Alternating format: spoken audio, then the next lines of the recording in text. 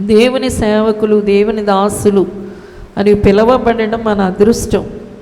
అంటే దేవుని సేవ చేసేవాళ్ళేనేమో దేవుని దాసులు అంటే, సేవకులు దేవుని పరిచర్యలో సంపూర్ణ కాల సేవకులుగా, సంఘాలను నడిపించేవారిగా, సువార్తను ప్రకటించేవారిగా, వాక్యాన్ని ఉపదేశించేవారిగా, ప్రవక్తలుగా, అపోస్తులుగా ఉన్నవారే దేవుని సేవకులు ఏమో అని కొంతమంది అనుకుంటూ ఉంటారు.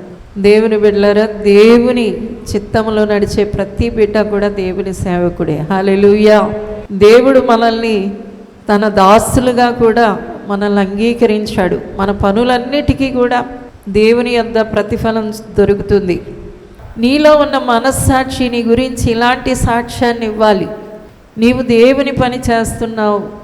చాలామంది ఉదయం నుండి రాత్రి వరకు వారి పనులే చేసుకొని వారి దినచర్యను ముగించుకుంటారు. ఉదయం లేచింది మొదలు రాత్రి వరకు తినడానికి, తాగడానికి, వారి కుటుంబానికి, ఇంతటితో వాళ్ళ దినచర్య ముగించబడుతుంది అంతే. దేవుని బిడ్డలైన వారు అలా ఉండకూడదు. ఇది అన్యుల దినచర్య. దైవజ్ఞానం లేదు కాబట్టి వాళ్ళ దినచర్య ఏంటి అంటే తినడం, త్రాగడం, పని చేసుకోవడం, వీటిలతో వాళ్ళు 24 గంటల కార్యక్రమాలన్నీ కూడా ముగించబడతాయి. ఇతరుల కొరకు నేను నా కొంత సమయాన్ని హెచ్చించాను అని చెప్పేవాళ్ళు దేవుని దాసులుగా ఎంచబడతారు. అట్టివారు బహుమానాలు, జీతాలు అందుకుంటారు. దేవునికి స్తోత్రం.